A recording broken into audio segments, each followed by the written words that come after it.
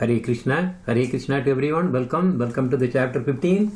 So today we really read almost half of the Jiva Tattva, in fact a little more than half of the Jiva Tattva. That is basically we call as part 1. So we'll start the class. Om Ajnana Timirandasya Jnana Jana Salakaya Sakshurun Militam Yena Tasmai Sri Gurave Namaha Namo Om Vishnu Padaya Radhikaye Priyatmane Sri Srimad Bhakti Vedanta Narayana Iti Namine Namo Bhakti Vinodaya Sachidananda Namine Gaura Sakti Swarupaya Rupanugavarayate Hare Krishna Krishna Krishna Hare Hare Hare Ramo Rama Ramo Hare Hare. In fact, we were touching some of the tattvas here, and the last week we really covered the Sakti tattva, which we really comprised of various Chit Sakti, Maya Sakti, and then Haladini Sakti, and all those. So those who really attended would remember all those. Now, in fact, there are 18 main tattvas, and there are Upa tattvas also. I am just listing few of them here. Guru Tattva, which is the topmost, because without understanding Guru Tattva, you cannot understand any Tattva in fact. So Guru Tattva, Jiva Tattva, Sambandha Tattva, Abhideya Tattva, Prayojana Tattva, Sakti Tattva, Nama Tattva, Bhagavan Tattva, Bhakti Tattva, Bhakta Tattva, Prema Tattva, Maya Tattva, and Veda Abheda Tattva, and so on. Now today we are actually typically looking at the origin of the jivas. So if you see, because we really read that the Sri Hari is compared to a huge volcano, and from there constantly coming out are jivas like sparks. So Sri Hari can be compared to a blazing sun. Okay, right? There are only examples. Like the photons or the rays coming from the sun are the jivas. In one way, these sparks of fire are non-different from the source of the fire, who is actually Bhagavan himself. But also that there is eternal difference in terms of their power and quantity. Even though the jivas actually came out from Bhagavan, it is having identity with Krishna, and also there is difference. That is what is actually tricky part. Now Sri Hari is the master of the Maya Sakti. He is never under control of Maya Sakti, because Maya Sakti is under his control. But the jivas, due to their weakness, are captured and controlled by Maya Sakti.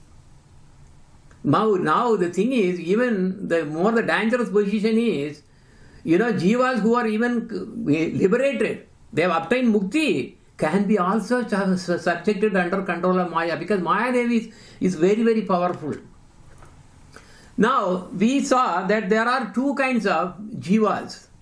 What are they? Nitya Mukta and Nitya Baddha. Because jivas are coming starting all the way from Baladev, then Sankarshana, Mula Sankarshana, then Sankarshana, and then also from Lord Narayana, that Mahavishnu, and then there is another Sakti which is actually that we are actually getting through, that is called Tadastha Sakti. So through that these Baddhas who are coming out of Srimad Narayan or Mahavishnu's bellies, they are called actually, either they are Nitya Mukta or Nitya Baddha. Who are they? Those who really look upwards towards Krishna, they are called Nitya Mukta, because they will be subjected under the Krishna's energy, and they'll be delivered right there, and then they will never ever come back to the material world. But whereas those jivas who happen to see the material world for enjoyment, for its own enjoyment, they are the ones called Baddha jivas, caught by Maya. Okay, so this is very, very important to understand. Why we are actually why we have landed down in this material world where 99% of the jivas, actually it's unlimited, or the most of the jivas are actually serving the Lord in various spiritual worlds. But why we are here in the suffering, going through so many sufferings? Because we took a wrong decision, we exercised our freedom in a wrong way. God has given us freedom. Every jiva has freedom. But we exercise in a wrong way. But eventually you have to correct it and then learn the mistake and then go back. That is why Maya Devi come into picture as Durga Devi. Durga Devi is capturing these kind of jivas, and they then she actually is actually punishment, because of the all the living that we are going through. There are punishment by Durga Devi, in fact. Okay, so he captures all these kind of jivas who are Bhatta jivas and trains them, cooking them, sun cooked. And then when they really realize, I want mukti, I want Krishna back, I want God, then they will be then Durga Devi will give the connection to how to really get all sadhu sangha, how it is coming, sadhu sangha, everything she will arrange. Okay, this is how it is coming there. So jiva has two places to really say also. Okay, if we see that, we saw that it actually came from the massive fire, who is none other than Bhagavan. Okay, because Bhagavan has different Shaktis, and one of them is Jiva Shakti. So from the Jiva Shakti is basically where we all came out. Like we really saw the example. Now, in the first case, when a Jiva was originally with Bhagavan, it is very powerful. That Jiva Shakti is actually Jiva Shakti. And we with that power of Lord, we were actually staying there with all the power, full power. Okay? So that is one location.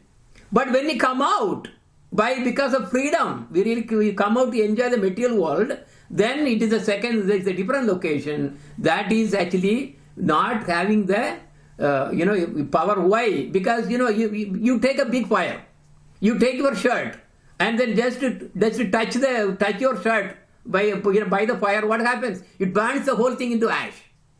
But at the same time, that dress, if a small spark from the main fire comes out and lands on, what does it do? It cannot burn the whole shirt. Instead, it really puts a hole on it, and then it dies, because that's how the power it is.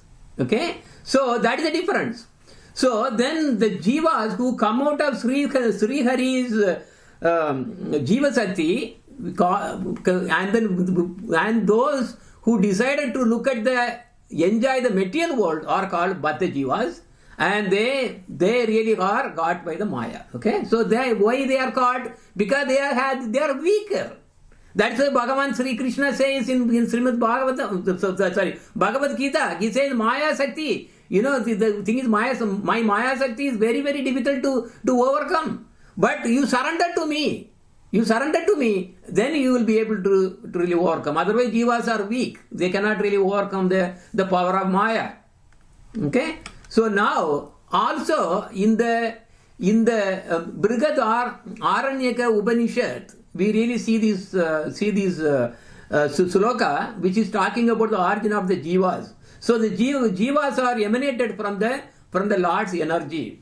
Yatakne kshutra vishpulinga viyucharandi. What is the meaning? Like the sparks of fire emanating from a big fire, jivas emerge out from the Parabrahman. Parabrahman, not Brahman. See, when you are reading, you have to be very careful because it's written as Brahma, but it's actually Brahmam. In Tamil, that is Brahmam. So there is a lot of confusion. People don't understand the difference between Brahma, who is the creator Lord of creation, Brahma, like Brahma, Shiva, Vishnu, like that. So, versus the Brahman. Or Brahman means, that's the problem, because in Sanskrit it is actually all Brahman.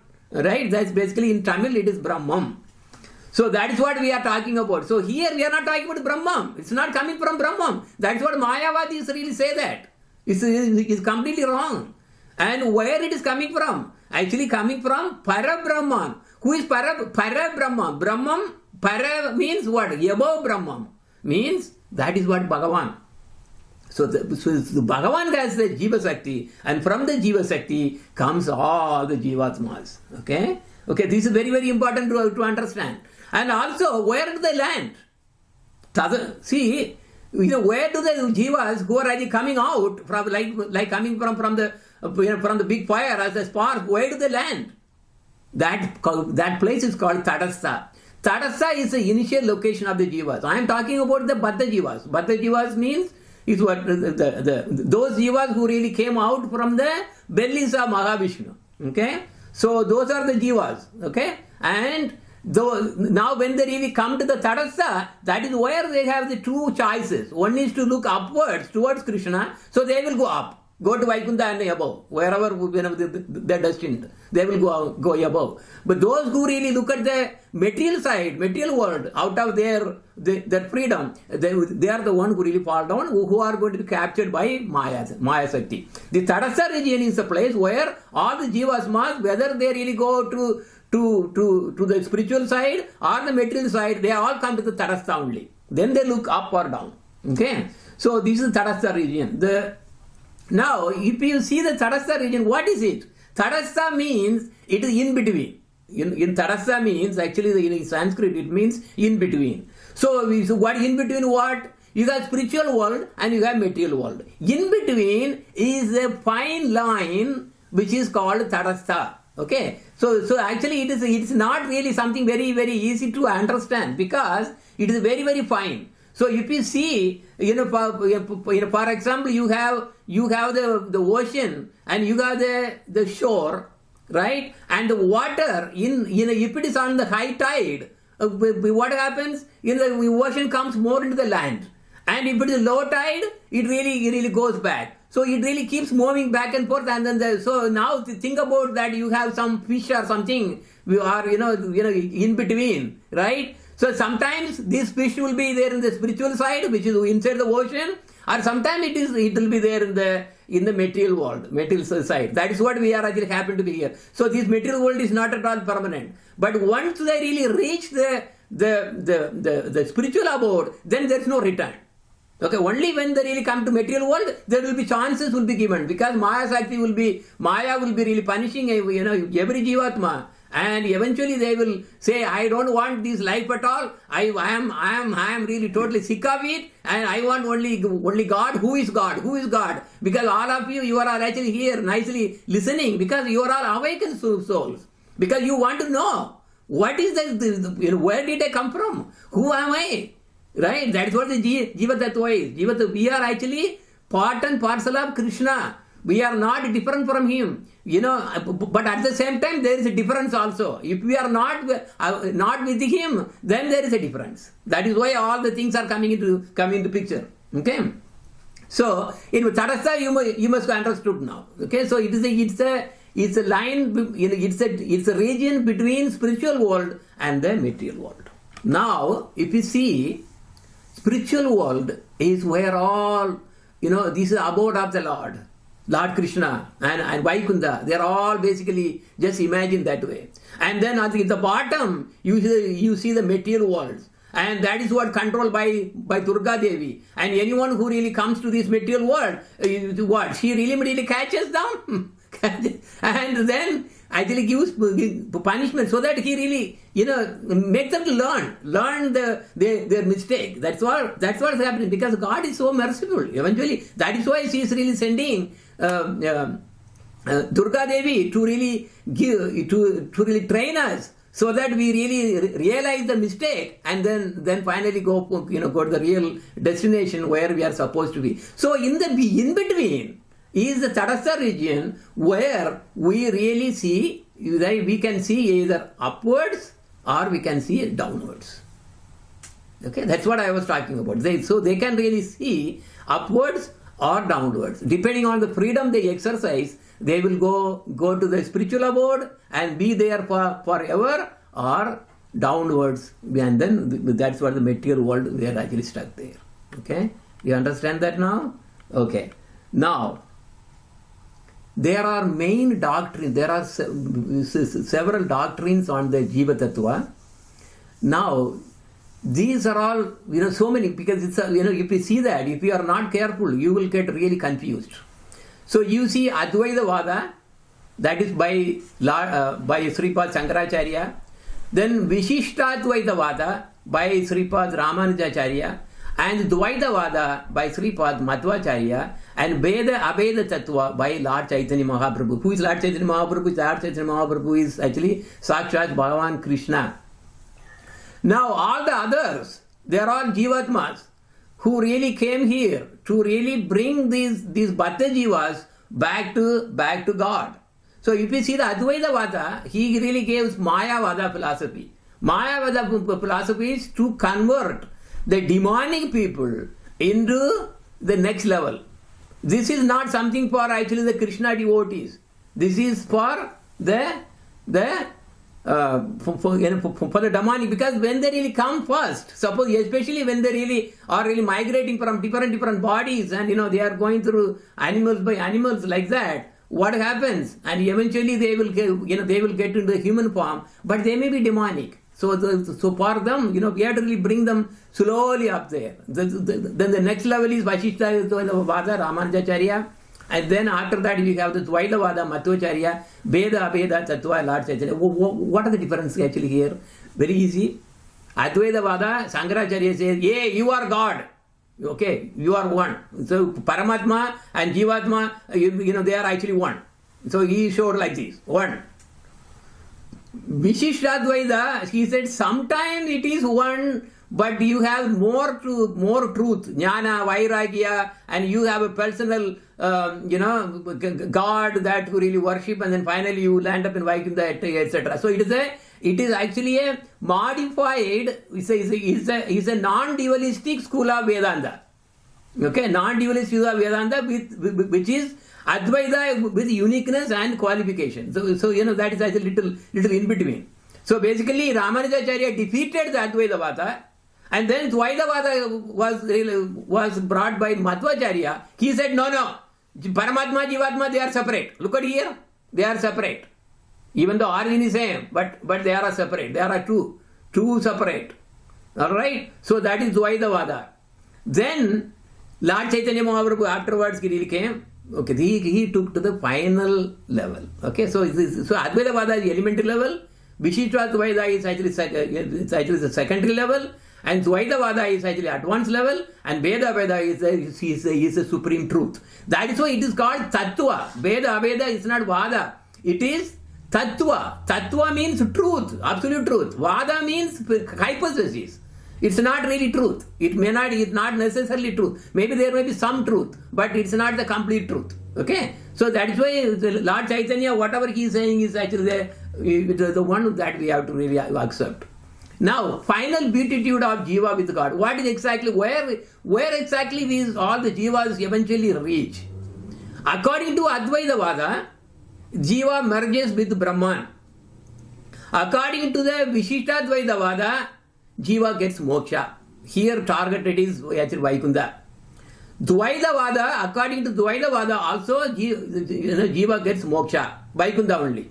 So Vasishtadvaita and Dvaita Vada both actually attain Vaikuntha.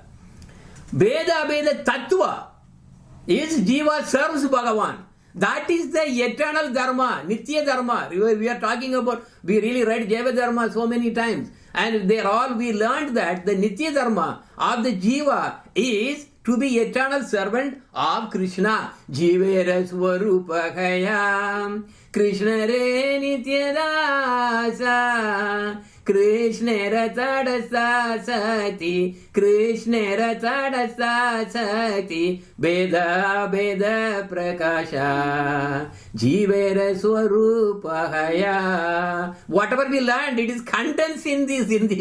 Tadasa is coming, Jiva Swarupa is what exactly eternal Swarupa is coming, and the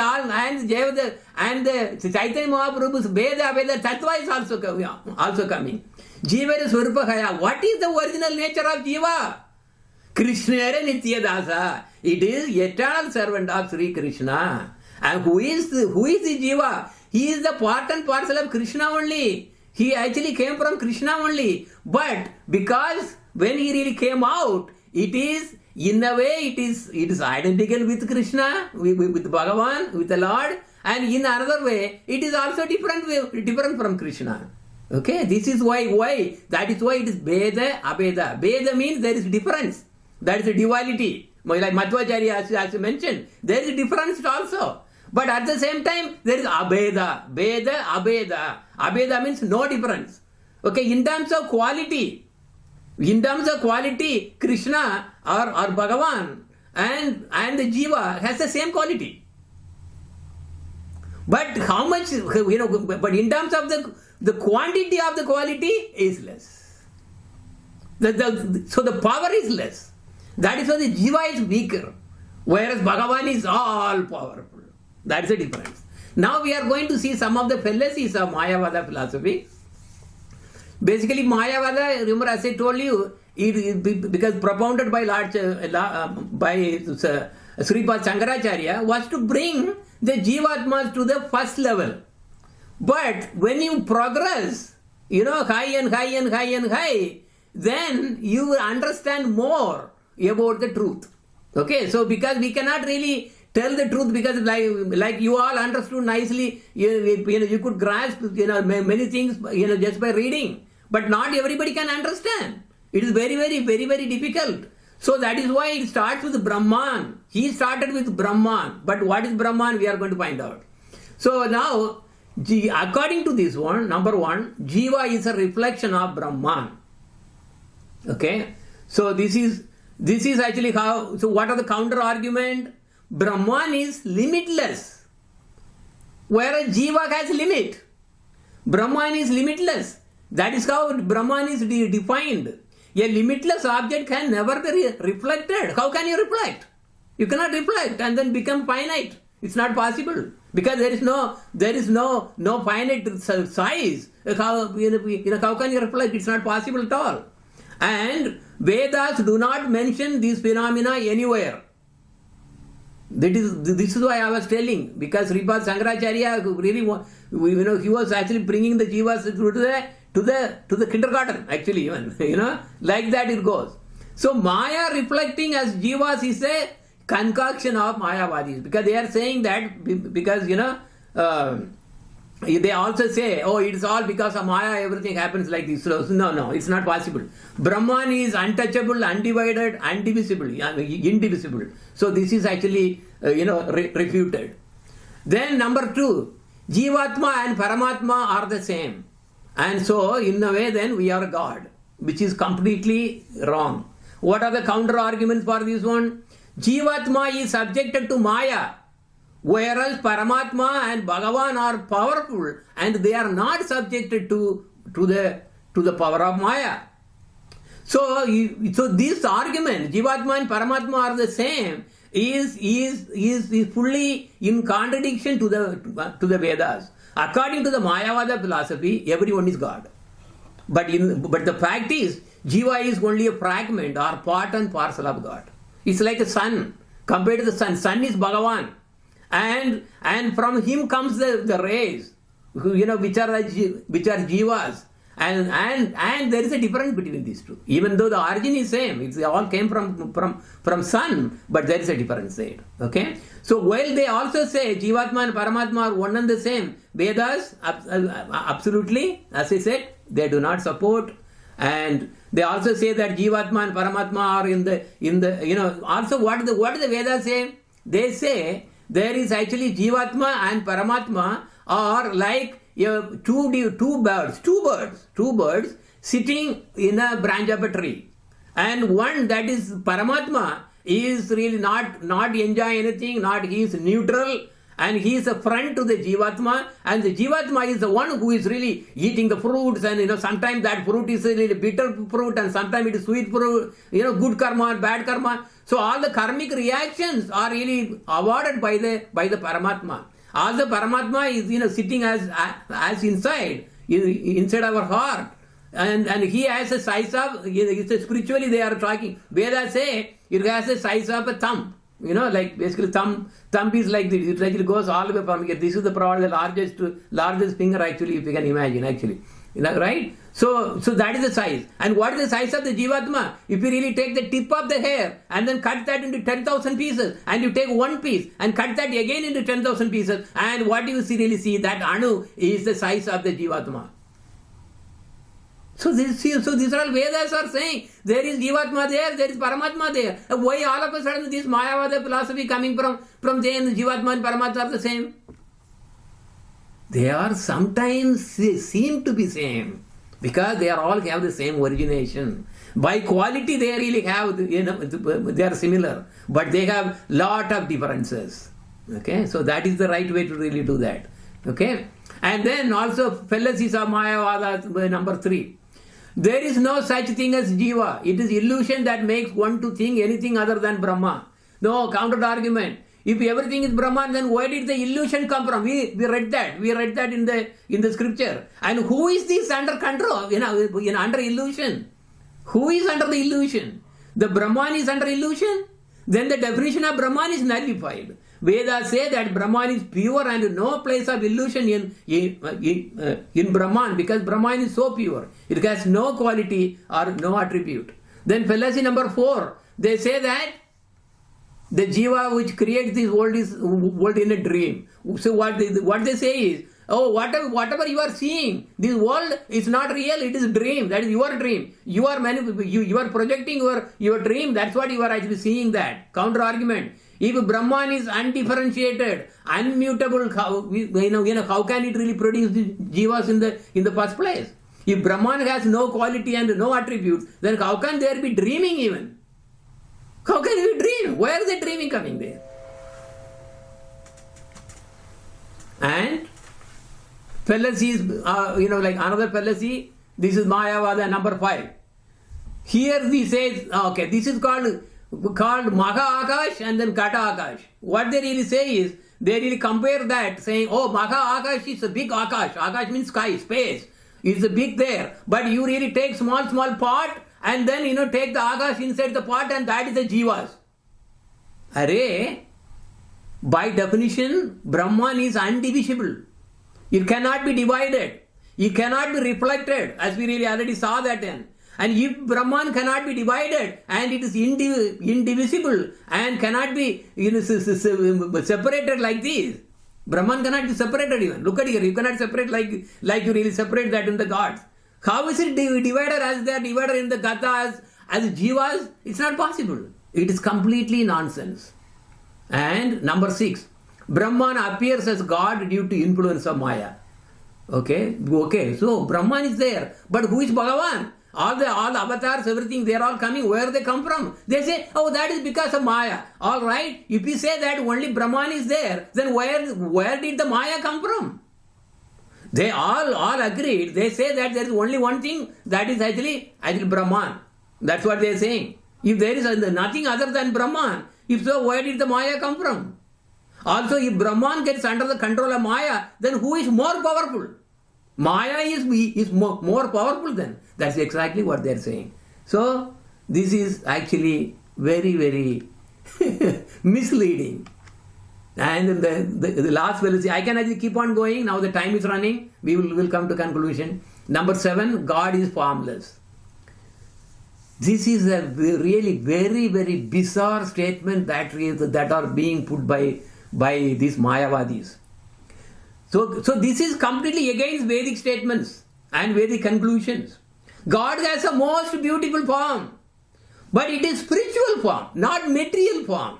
Just because we think that, Brahman is not material, neti, and finally you think that, okay, that means, something which is not at all material and completely no form, nothing, and, that must be Brahman or God, whatever they are saying. It's a total concoction there, and that's not true. Why it is not true? Because, Vedas don't really support that. And in fact, Bhagavan has beautiful spiritual form. It is eternal. It is not something just because some avatar starts to come, they really come from Brahman. It is not possible at all. Okay? So, just because we think that how can a material form be omnipresent everywhere, it is short circuit or foolishness to think that God has no form. In fact, there is not just Brahman alone. He is seen in 3 ways. Bhagavan, Paramatma and Brahman. They are seeing only the effulgence. Brahma Anga Kanti Tandra Nirvishesha Prakashe Surya Yena Charma Sakshe Jyotirmasa Bhaya. In the Gita, Lord Krishna also says that he is the source of, source of Brahman. What is Brahman? Brahman means a light. That's what yogis see. They see Brahman. Brahman as a light. They stop there. They do not see because they cannot see. They don't have the power to see through that the massive effulgence, light of the Lord. It's like sun.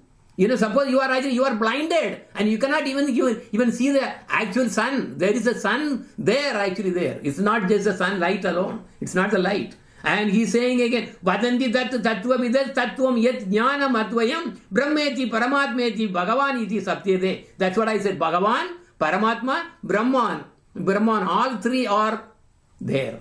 What is Bhagavan? He is the source of everything. From him comes the Kandi. Anga Kandi is actually Brahman. And who is Paramatma? Paramatma is a expansion. He comes in Anu, every atom, every Jivatma. He really, parts of every Jivatma. He goes in everywhere. That is Paramatma. Paramatma is everywhere. Okay? But Bhagavan is, there he is in abode, his abode.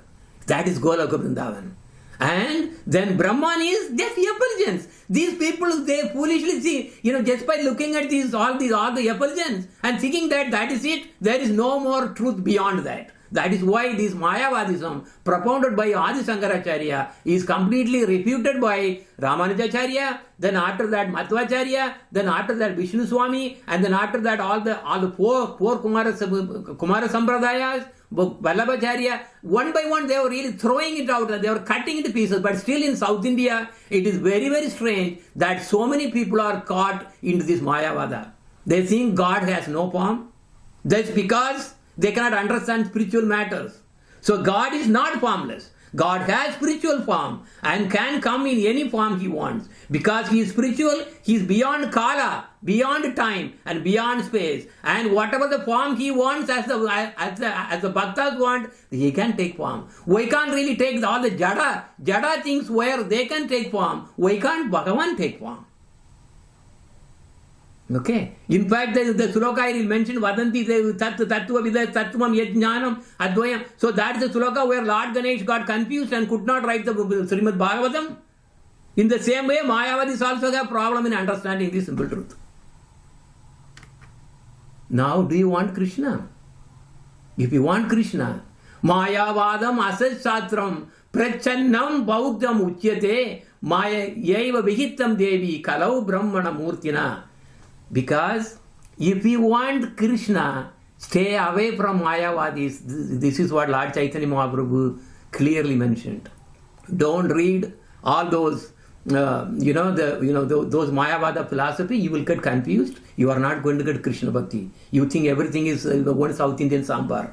Okay? So God is formless. God has spiritual form and can come in any form he wants. Because he is spiritual, he is beyond Kala and space and thus omnipresent. God has spiritual form. Also he is omnipotent, all-powerful. He can take any form as he wishes for the devotees. He has no limitation. So the Parama truth is, he has the most beautiful spiritual form. He has a color of bluish monsoon cloud. He is Sachidananda. He is carrying conch shell and chakra in his hands. He is Leela Purushottama and performs wonderful Leelas like lifting Govardhan hill and performing Rasa Leela, etc.